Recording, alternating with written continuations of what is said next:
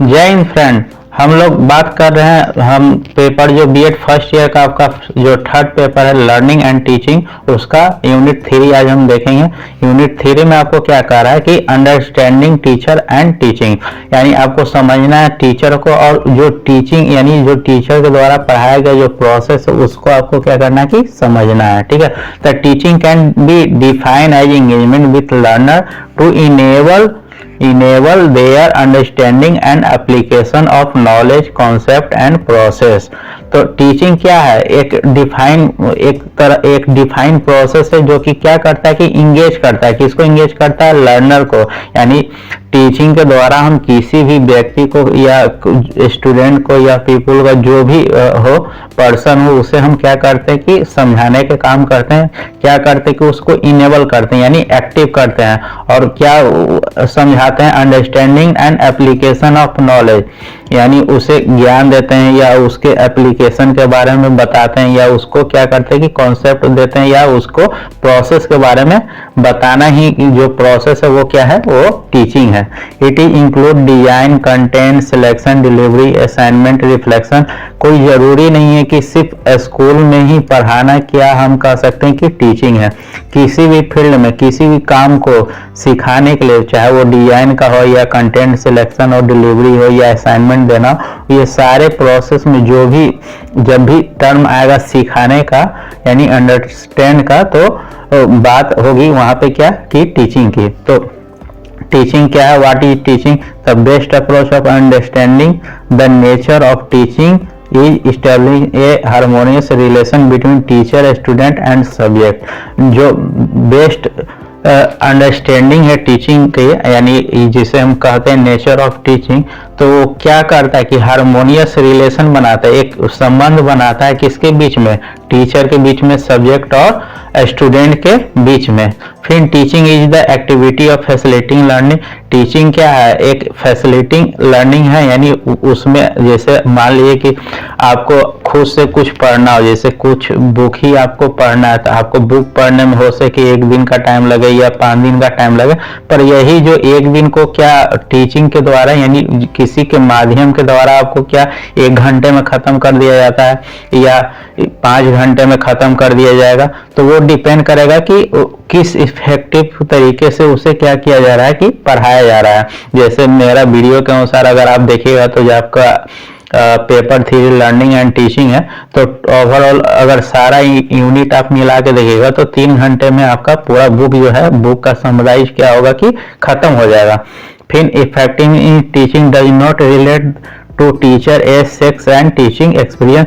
जो effectiveness teaching है, effectiveness कहने का मतलब प्रभावी, इफेक्टिव मतलब होता है प्रभावी, जो प्रभावी नहीं हो तो वो जो टीचिंग है वो रिलेट नहीं करेगा। जैसे आपके जो टीचर हैं उसके एज पे डिपेंड नहीं करेगा, कोई भी एज के टीचर हो सकते हैं, उनके सेक्स और टीचिंग जो एक्सपीरियंस है, मान लीजिए कि कोई नया जिसे फ्रेशर कहते हैं, फ्रेशर टीचर भी हो सकता है, या जिनके पास क्या हो सकता है कि 20 साल का एक्सपीरियंस टीचर भी हो सकते हैं, तो अलग अलग है।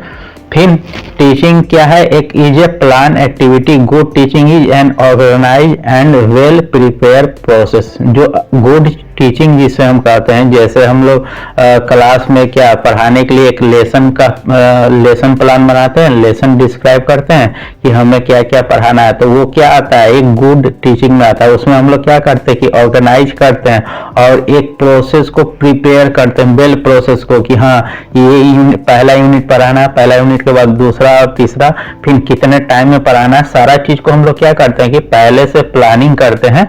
तो वो क्या आता है? एक गुड टीचिंग के सेंस में आता है। नेक्स्ट आपका element in lesson planning. Lesson planning जो हम लोग करते हैं कि किसी भी क्लासरूम में हमको कैसे पढ़ाना है, तो उसमें कौन कौन से एलिमेंट यूज होते हैं, तो उसकी हम लोग बात करेंगे। तो देखिए मेन 5 कंपोनेंट है जिसका हम लोग क्या करते हैं कि लेसन प्लानिंग में बात करते हैं। पहला तो क्या होगा कि कौन सा टॉपिक आपको पढ़ाना है, फिर जो क्लास का क्या ऑब्जेक्टिव है, फिर प्रोसीजर हम देखते हैं कि किस टाइप से पढ़ाना है, फिर टाइम का हम लोग मैनेजमेंट भी करते हैं ना कि जैसे आपका इस बुक में क्या है कि 5 यूनिट है, तो 5 यूनिट को हमको 6 महीना में पढ़ाना है कि 1 साल में पढ़ाना है, उसी के अनुसार हम लोग क्या करते हैं कि टाइम का मैनेजमेंट करते हैं। और फिर उसके बाद क्या करते हैं कि स्टूडेंट को प्रैक्टिस करवाते हैं। तो जो लेसन प्लानिंग करते हैं तो उसमें मेनली देखा जाए तो 3 स्टेज की हम लोग क्या करते हैं कि बात करेंगे। तो पहला जो आपका स्टेज होगा वो क्या होगा, बिफोर द क्लास। पहले तो आपको क्या करना पड़ेगा कि आइडेंटिफाई द लर्निंग ऑब्जेक्टिव। पहले आपको क्या करना पड़ेगा कि ऑब्जेक्टिव को आइडेंटिफाई करना पड़ेगा। उसके बाद उसके अनुसार क्या करना पड़ेगा कि प्लान बनाना पड़ेगा। फिर उसके अनुसार टाइम टू टाइम, जैसे हम क्या बोले कि जो आपका बुक है उसको आपको 6 मंथ में पढ़ाना है या 1 साल में पढ़ाना है, तो उसका एक टाइम टेबल आप क्या कीजिएगा कि शेड्यूल बनाइएगा कि हाँ इतना टाइम में हमको ये चीज पढ़ाना है, इतना टाइम में ये चीज पढ़ाना है। तो पहला तो स्टेज क्या होगा कि बिफोर द क्लास, पहले आपको क्या करना है कि प्रिपरेशन करना है। उसके बाद ड्यूरिंग द क्लास क्या कीजिएगा, जो लेसन है उसको आप स्टूडेंट के साथ क्या कीजिएगा कि शेयर कीजिएगा with the help of more engage on track. और जब क्लास में आप इंटरेक्ट हो जाइएगा स्टूडेंट के साथ, तो उसके बाद आफ्टर द क्लास में आपको क्या करना है कि जो स्टूडेंट को आप पढ़ाएं, जैसे क्यूजेज कर रहे हैं या वो स्टूडेंट को क्या किए कि असाइनमेंट दिए, तो उसका चेकअप करने का काम या उससे रिलेटेड जो भी काम, और अपने आप को ओवरव्यू करना, जैसे टीचर भी जो पढ़ाए तो कहाँ पे क्या पॉइंट मिस हो गया या ड्यूरिंग द क्लास, तो वो सब को इसमें क्या करते हैं आफ्टर द क्लास में रखा जाता है। यानी उसमें वो क्या करते हैं कि चेकअप कर सकते हैं। तो अगर पॉइंट बाय पॉइंट हम लिखते हैं की element of good lesson plan, तो पहला क्या है कि lesson objective outcome which can be share with people. पहला जो लेसन का ऑब्जेक्टिव है या आउटकम है उसको क्या करना है कि जो आपके विद्यार्थी हैं उसके साथ क्या किया जाता है कि शेयर किया जाता है। फिर एक क्लियर स्ट्रक्चर बनाया जाता है लेसन प्लान का। ऐसा नहीं कि लेंदी हो जाए कि पहला यूनिट पढ़ाएं उसके बाद तीसरा पढ़ा दिए, फिर 5वां पढ़ा दिए, दूसरा हम बाद में पढ़ाएंगे, ऐसा कुछ नहीं होता है। एक स्टेप बाय स्टेप आपको चलना है कि पहला के बाद दूसरा, दूसरा के बाद तीसरा, इस स्टेप से आपको एक स्ट्रक्चर तैयार करना पड़ता है। फिर उसके अनुसार कौन कौन सा क्वेश्चन एराइज होगा उसको हम लोग देखते हैं। फिर टीचिंग पॉइंट भी देखते हैं कि कहाँ पे आपको ज्यादा समझाना, यहाँ पे आपको ज्यादा बोलना है, कहाँ पे आपको कम बोलना है, ठीक है। फिर स्पेसिफिक एक्टिविटी, तो ये सारे पॉइंट है, आप लोग देख लीजिएगा। आगे बढ़ते हैं। नेक्स्ट है आपका एजम्पशन अंडरलाइंग। तो क्या क्या एजम्पशन इसमें हो सकता है। It is often assume that when one know the subject matter well then such a person is capable of teaching the subject. यानी टीचिंग में एजम्पशन हम क्या कर सकते हैं कि कोई भी टीचर जो है वो अज्यूम कर सकता है कि उसे क्या हो, जो सब्जेक्ट पढ़ाना है उसके बारे में क्या well such a person is capable of teaching the subject, यानी उस सब्जेक्ट के बारे में वो पहले से और अच्छे से क्या हो कि जानता हो, तभी वो क्या कर सकता है कि टीचिंग कर सकता है। अब फैक्टर विल इन्फ्लुएंस और टीचिंग प्लान, तो कौन कौन सा फैक्टर जो है इन्फ्लुएंस कर सकता है आपके टीचिंग प्लान को। तो देखिए, जो आपको सिस्टमैटिक ढंग से बनाना था तो वो चीज अगर आपका नहीं होगा, जैसे लेसन प्लान में आपको क्या था, टाइम मैनेजमेंट करना था, प्रिपरेशन करना था, एक effective lesson plan, introduction class, ये सारा चीज था कि ये सब चीज होना चाहिए। अगर ये सारा चीज अगर नहीं होता है तो वो क्या कहेंगे कि वो सब फैक्टर जो है आपके जो टीचिंग का जो प्लान बना है उसको क्या करेगा, इन्फ्लुएंस करेगा। तो पहला तो क्या हो जाएगा कि ऑर्गेनाइज द क्लासरूम, यानी कौन बच्चा कहाँ पे बैठेगा, किस हिसाब से बैठेगा, वो जो सिस्टम ऑर्गेनाइज करते हैं अगर ये सही ढंग से नहीं होगा तो आपका जो टीचिंग है उसमें क्या होगा कि इफेक्ट पड़ेगा।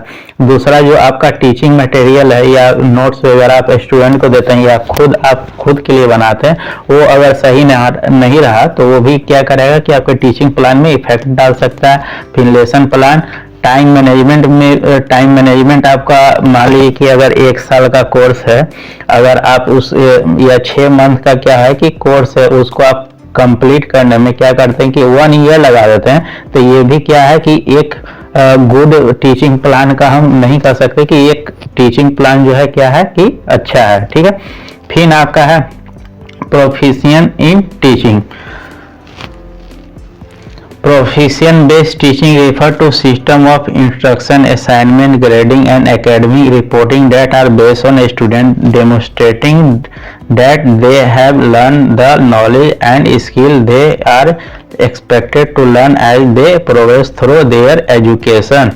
तो प्रोफेसिंग बेस्ड टीचिंग करने का मतलब ये है कि एक स्टैंडर्ड टीचिंग जैसे मान लीजिए कि जिसे हम लोग कहते हैं ना कि आदर्श टीचर या स्टैंडर्ड टीचर जिसे हम कहते हैं कि उनके टीचर में आने जैसे क्लास में आने के बाद क्या होता है कि कोई कोई टीचर होते हैं क्लास में आने के बाद स्टूडेंट क्या होते हैं कि एकदम पूरी तरीके से क्या होते हैं कि शांत हो जाते हैं और उनसे डरते हैं या उनकी रिस्पेक्ट करते हैं जो भी बोली, तो उनको क्या कहते हैं कि एक प्रोफेसी इन टीचिंग है, यानी वो अपने फील्ड में क्या है एकदम प्रोफेशनल है, यानी उनका जो क्लास चलता है वो बहुत ही अच्छे ढंग से चलता है और उनके क्लास में क्या होता है कि इंस्ट्रक्शन अच्छे से मिलता है, असाइनमेंट भी अच्छे से दिया जाता है, ग्रेडिंग भी आता है और जो एकेडमिक रिपोर्ट होता है वो ओवरऑल सभी तरीके से हम कहें तो स्टैंडर्ड रूप में वो क्लास को सुचारू रूप से क्या करते हैं कि चलाते हैं। तो इसी को हम क्या कहेंगे कि प्रोफिशिएंसी इन टीचिंग। तो अब देखिए कि इसको कुछ लेवल में डिवाइड किया जा सकता है, ये ऐसे इंपॉर्टेंट है नहीं, ऐसे ही हम डाल दिए प्रोफिशिएंसी लेवल आपके सिलेबस में है नहीं।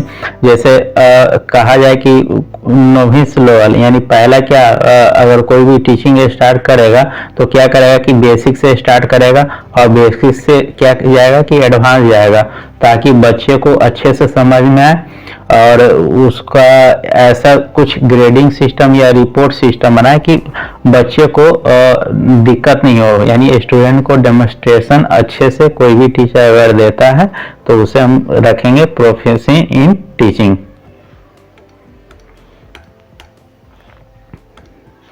नेक्स्ट आपका awareness skill. Self awareness is the thinking skill that focus on a child ability accurate जज देयर ओवन परफॉर्मेंस। अवेयरनेस करने का मतलब है खुद के प्रति या दूसरे के प्रति क्या कहते हैं, अवेयरनेस करने का मतलब क्या होता है कि जागरूक होना, और यहाँ पे सेल्फ अवेयरनेस का मतलब क्या हो जाएगा कि खुद के प्रति जागरूक होना। तो खुद के प्रति आप कैसे जागरूक होइएगा, इज द थिंकिंग स्किल आपके सोचने से, focus on child ability to accurate, focus यानी जो चाइल्ड है उसका कितना हद तक फोकस है उस पर भी क्या होगा कि डिपेंड करेगा। फिर खुद को जज कीजिएगा और अपने परफॉर्मेंस को जज कीजिएगा, बिहेवियर को जज कीजिएगा, यानी कुल मिला के क्या करना है कि सेल्फ यानी अपने ऊपर जो भी आपका जो स्किल है या खुद को जज करना है या खुद को क्या एग्जामिन करना ही क्या कहलाएगा अवेयरनेस और या सेल्फ अवेयरनेस, और इसी स्किल को हम क्या कह देंगे कि अवेयरनेस स्किल कह देंगे। तो कौन कौन सा स्किल हो सकता है, तो देखिए पहला तो क्या है कि high level of self awareness. तो high level of self awareness आपका क्या होगा, ग्रोथ माइंडसेट का ये निशानी है, यानी जो भी व्यक्ति जो है ग्रोथ माइंडेड रहते हैं तो वो क्या रहेंगे कि खुद एक्टिव रहेंगे। बहुत सारे आप अपने क्लासरूम में भी देखे होंगे कि बहुत बच्चा होता है जो क्या होता है कि एक्टिव रहता है, वो उसे किसी चीज को बताना नहीं पड़ता कि ये चीज पढ़ के आना है और ये होमवर्क कंप्लीट करना है, वो खुद से क्या करता है कि सेल्फ अवेयरनेस रहता है। तो वो जो स्टूडेंट होते हैं वो किस अनुसार होते हैं, तो ग्रोथ माइंडसेट के होते हैं। फिर ability to communicate and listen effectively, यानी उनमें जो सेल्फ अवेयर रहते हैं उनमें यह क्षमता होती है कि वो अच्छे से कम्युनिकेट कर सकते हैं और दूसरे की भी बातों को सुन सकते हैं। तो उसको ऐसे एज हम कह सकते हैं कि कन्वर्सेशन, यानी दूसरों से तालमेल मिला के चलना। Facility for working with a diverse of workforce, यानी उनमें करेज रहता है, यानी कोई भी नया काम को वो करने में क्या पीछे नहीं हटते। जैसे कोई भी अगर उन्हें टास्क दे दिया जाता है तो वो उस काम को भली भांति कर सकते हैं। तो दो टाइप के मेनली क्या होते हैं कि माइंड आपके होते हैं, किसी भी बच्चे में या हम लोग में या कोई भी बड़ा व्यक्ति हो या छोटा व्यक्ति हो उससे मतलब नहीं है, उम्र यहाँ पे क्या होगा कि डिपेंड नहीं करेगा। तो जो ग्रोथ माइंडसेट के जो आदमी रहेंगे वो क्या रहते हैं, एक फ्रीडम यानी preserve in the face of failure, अगर मान लीजिए कि जिंदगी में हमेशा क्या आता है कि फेलियर आते रहता है, तो वो इससे दूर रहेंगे। अगर फेलियर आता भी है तो कोई दिक्कत नहीं है, फिर से वर्क करेंगे, फिर से क्या करेंगे कि आगे बढ़ेंगे। फिर effort is required to build new skill, फिर वो ज़्यादा से ज़्यादा क्या करते हैं कि एफर्ट लगाते हैं कि हाँ फिर से हम क्या करें कि न्यू स्किल को सीख सकें।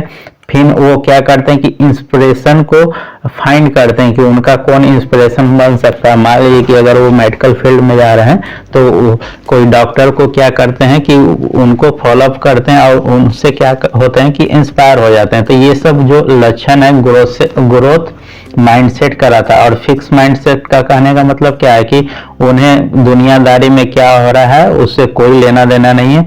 वो उन्हें अगर कोई चैलेंजिंग मिलता है तो उसको क्या करते हैं कि इग्नोर कर देते हैं या अवॉइड कर देते हैं। फिर उन्हें कोई अगर बोलता भी है, ऐसा भी आप समाज में देखे होंगे कि कुछ उन्हें समझाया जाता है कि बच्चे तुम ऐसा मत करो, तब भी वो क्या करते हैं कि उसे इग्नोर करते हैं। तो ये सब जो व्यक्ति हैं उनका फिक्स माइंडसेट को दिखाता है। और ऐसे जो स्टूडेंट या जो व्यक्ति होते हैं वो ग्रोथ नहीं करते हैं, या चैलेंजेस जब लेंगे ही नहीं तो क्या ग्रोथ वो करेंगे भी नहीं। नेक्स्ट आपका है इफेक्टिवनेस इन टीचिंग। तो इफेक्टिव कहने का मतलब क्या है, इफेक्टिव टीचिंग कहने का मतलब क्या है, प्रभावी टीचिंग। जैसे अभी हम बात किए थे प्रोफिशिएंसी इन टीचिंग में, तो उसी टाइप से आपका क्या है कि इफेक्टिव टीचिंग यानी ऐसा टीचिंग जो कि आपका एक एक्सटेंडेड फॉर्म हो, यानी क्लासरूम क्या हो, ऑर्गेनाइज हो, असाइनमेंट टाइमली मिलता हो, टाइम पे आपका सिलेबस खत्म हो, सारा चीज ये होगा किस में, इफेक्टिव टीचिंग में। पर यहाँ पे क्या कर रहा है कि effectiveness in teaching. The teacher effective is the impact the classroom factor such as instructional practice, teacher exception, classroom organization and use of classroom resource on student achievement. This definition will describe what happen in the classroom, but the measure of effectiveness is still student। कहने का effective अगर teaching आप लेते हैं तो उसी का अगर उल्टा कर देते हैं कि ये सब अगर अवेलेबल नहीं होता है तो ये सब फैक्टर क्या करेगा कि स्टूडेंट पे इफेक्ट डालेगा। जैसे इंस्ट्रक्शनल प्रैक्टिस हो गया, फिर जो टीचर एक्सेप्ट करता है कि हाँ स्टूडेंट से अनुमान लगाता है कि हाँ मुझे ये चाहिए, तो अगर ये सारा चीज़ अगर नहीं मिलता है तो वो भी दिक्कत होता है। फिर उनका जो क्लासरूम है वो ऑर्गेनाइज सही ढंग से नहीं हो सकता है। तो इस टाइप से अगर स्टूडेंट को क्या हो अगर अचीवमेंट लेना हो तो उसमें क्या होगा कि स्टूडेंट को बहुत सारा ही दिक्कत होगा।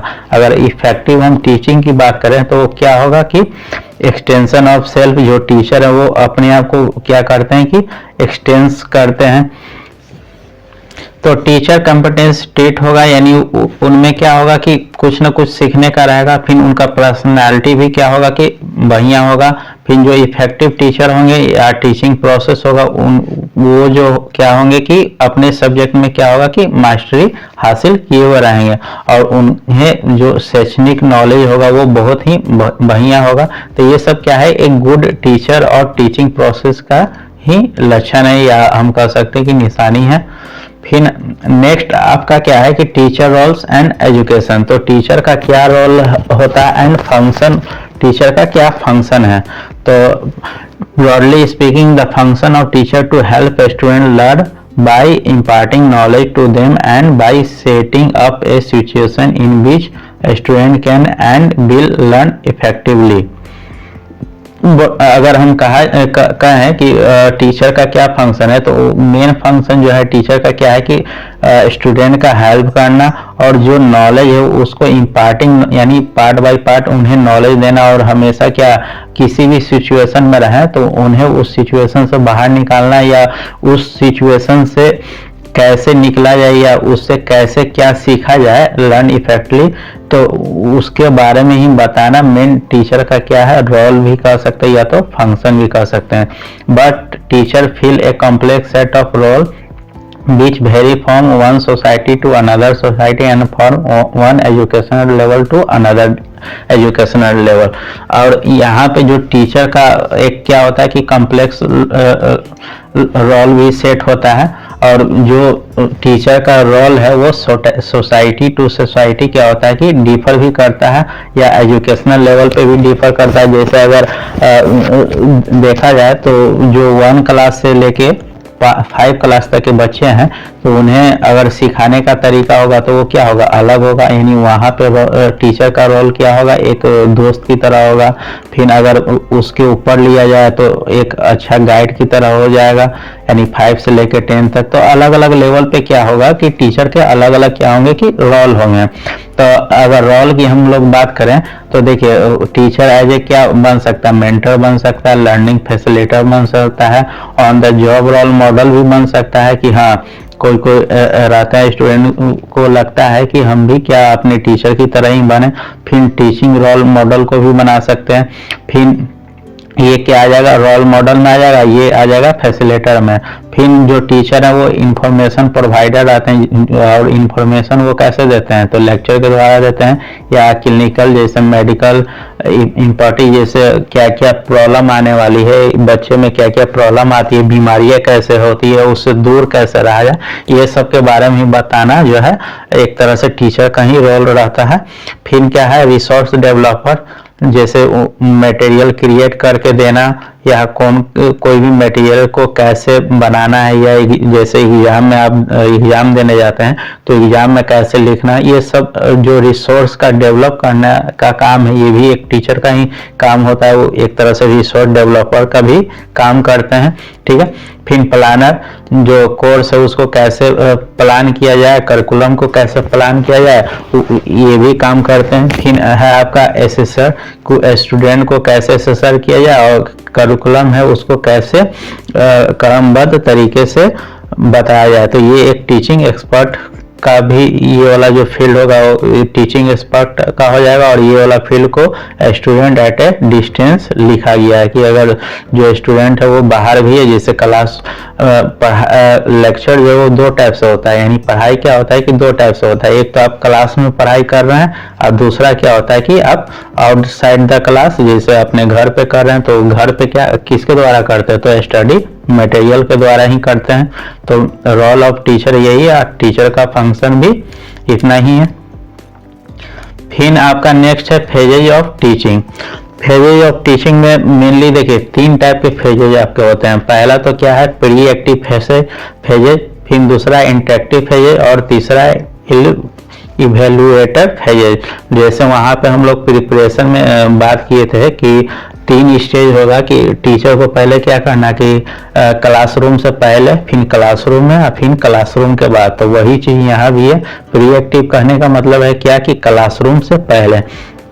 तो क्लासरूम से पहले जो टीचर है वो क्या fixing of the goal and content, क्या कंटेंट पढ़ाना है, क्या गोल है पढ़ाने का, उसको क्या करते हैं कि फिक्सिंग करते हैं। उसके बाद डिसीजन लेते हैं कि और स्ट्रेटजी बनाते हैं कि कैसे बच्चों को पढ़ाया जाए। ये क्या होता है कि क्लास से यानी क्लासरूम के पहले की जो स्टेज होगी, यानी प्री क्लासरूम हम कह सकते हैं। तो वो यानी क्लास से पहले की जो स्टेज होगी उसे हम क्या कह देंगे प्री एक्टिव स्टेज।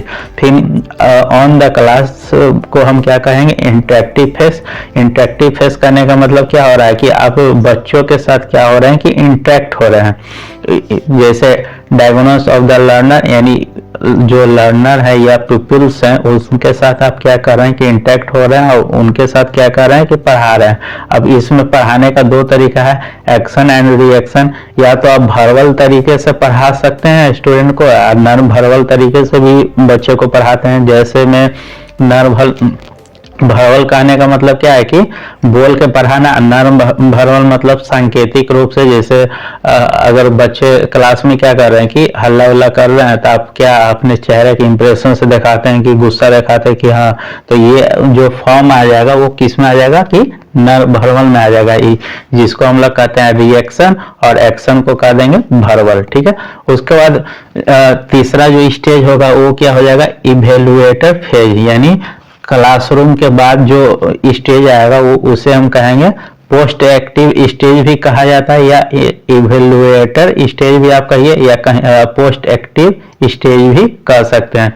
तो इसमें क्या होगा कि जो क्लासरूम के बाद आप क्यूजेस के द्वारा या टेस्ट के द्वारा या अलग अलग फीडबैक या टेस्टिंग के द्वारा जो है स्टूडेंट को कवर करते हैं या स्टूडेंट को सिखाते हैं या उनके बारे में आप जानते हैं, तो वो जो टीचिंग का जो थर्ड स्टेज होगा उससे हम क्या कर देंगे, पोस्ट एक्टिव स्टेज। तो ये आपका क्या हो जाएगा कि क्लासरूम के बाद का stage. Teacher professional identity. Teacher professional identity कहने का मतलब है कि a teacher professional identity related to self knowledge that he she has him या herself in a teaching related situation and the relation that are established with professional practice between feeling, belong and learning। वैसे teacher जो खुद के knowledge या खुद के knowledge से relate करते हैं, या प्रोफेशनल आइडेंटिटी कहने का मतलब है कि टीचर जो है वो खुद के सेल्फ नॉलेज को रिलेट करेंगे और किस लिए रिलेट करेंगे, तो establish with professional practice between feeling and belonging and learning experience. और वो क्या करेंगे, एस्टेब्लिश करेंगे प्रोफेशनल प्रैक्टिस को। यानी जैसे दो टाइप के टीचर होते हैं, एक जो टीचर है उनका क्या पूरी तरीके से काम है कि वो क्या करेंगे कि टीचिंग करेंगे, और दूसरा हो गया कि नॉर्मल तौर पे जो अनप्रोफेशनल टीचिंग है, जैसे वो टाइम टू टाइम किसी को क्या करते हैं कि सिखाने के काम। जैसे दो टाइप के आपके क्या होते हैं, टीचर होते हैं एक्सपीरियंस बेस पे। एक तो आपके स्कूल के टीचर हो गए, तो वो आपके क्या हो जाएंगे, प्रोफेशनल टीचिंग हो जाएंगे, टीचर हो जाएंगे, या तो स्कूल में हो या तो इंडस्ट्री में हो। तो वो क्या करते हैं कि रिलेशन डेवलप करते हैं किसके बीच में, फीलिंग ऑफ बिलोंगिंग और लर्निंग एक्सपीरियंस। यानी जो फीलिंग आता है या किसी भी काम को करने पे, तो उससे रिलेट करेंगे आपके लर्निंग एक्सपीरियंस का। It is agreed that teacher identity directly influence the decision that teacher make in relation of teaching practice, content of teaching, teacher-student relation and professional development। जो टीचर है वो रिलेट करते हैं कि क्या से, जो कंटेंट ऑफ टीचिंग क्या पढ़ाना है, और फिर टीचर स्टूडेंट का क्या रिलेशनशिप होगा और क्या प्रोफेशनल डेवलपमेंट होगा। तो सीधा मतलब कहने का यही है कि प्रोफेशनल आइडेंटिटी यानी वैसे टीचर जो कि टीचिंग करते हैं, ओनली फॉर टीचिंग करते हैं, और क्या करते हैं, उनका मेन पर्पस क्या रहता है कि फीलिंग ऑफ बिलोंगिंग्स और जो लर्निंग एक्सपीरियंसेस उसके द्वारा जो लर्नर है उन्हें कुछ न कुछ सिखाना है। यानी जो गोल ओरिएंटेड है, यानी गोल के प्रति उन्हें क्या करना है कि सिखाना ही जो है प्रोफेशनल टीचर का जो पहचान हो गया, उसी को हम क्या कहेंगे कि प्रोफेशनल आइडेंटिटी कहेंगे। तो इसका कुछ स्टेजेस हैं, जैसे वो खुद में क्या रहते हैं कि जॉब सेटिस्फेक्शन रहते हैं, जो काम कर रहे हैं वो सेटिस्फाई हैं अपने जॉब से। फिर बिलीव ऑन टीचिंग यानी उन्हें विश्वास रहता है टीचिंग पे। फिर वो सेल्फ इफिशिएंसी रहते हैं, यानी खुद में वो क्या रहते हैं कि उतना उनमें क्षमता है कि वो दूसरे को क्या कर सकते हैं कि सिखा सकते हैं। फिर टास्क प्रिपरेशन, जो उन्हें टास्क मिलता है या दूसरे को टास्क देने की तैयारी भी करते हैं। तो ये सब क्या है, एक प्रोफेशनल टीचर की आइडेंटिटी है। आई होप कि वीडियो आपको अच्छा लगा हो। प्लीज अच्छा लगा हो तो प्लीज लाइक कर दीजिएगा। मिलते हैं नेक्स्ट जो आपका यूनिट है 4। धन्यवाद।